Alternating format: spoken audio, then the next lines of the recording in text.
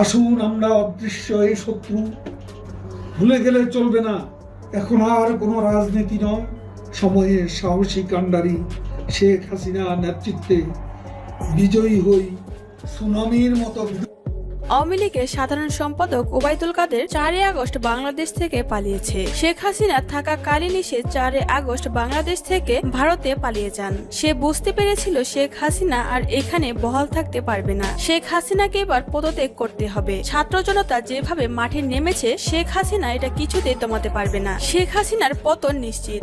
এটা বুঝতে পেরেই সাধারণ সম্পাদক ওবায়দুল কাদের বাংলাদেশ থেকে পালিয়ে যান। ওবায়দুল কাদের বিমানবন্দর দিয়ে পালায়নি। ওবায়দুল কাদের বর্ডার পার হয়ে ভারতে পালিয়ে গেছে। আওয়ামী লীগের বরাবরই ভারতের সাথে একটা সুসম্পর্ক ছিল, আর সেই জন্য আওয়ামী লীগের বড় বড় মন্ত্রীরা ভারতে গিয়ে আশ্রয় নিয়েছে। অন্য কোনো দেশের কাছে সাহায্য চাওয়ার আগে তারা ভারতে গিয়ে আশ্রয় নিয়েছে। এমনকি প্রধানমন্ত্রীও ভারতে আশ্রয় নিয়েছে। অন্য কোনো দেশে ঠাঁই মিলছে না তার। আওয়ামী লীগ ক্ষমতা থাকাকালীন ওবায়দুল কাদের বিএনপি এবং অন্যান্য দলকে অনেক নিচু করে কথা বলেছে। এমনকি বিএনপির অনেক নেতা কর্মীদেরকে লুকিয়ে মেরে ফেলেছে। তাই আওয়ামী লীগের প্রধানমন্ত্রী এবং 3 জন মন্ত্রীর নামে হাইকোর্টে মামলা হয়েছে।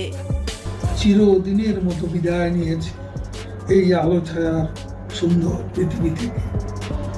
সন্তান হারানোর কান্না, স্বামী হারা নববধূর ফরিয়াদে, বোন হারা ভাইয়ের আর্তনাদে সারা পৃথিবীর আকাশ ভারী।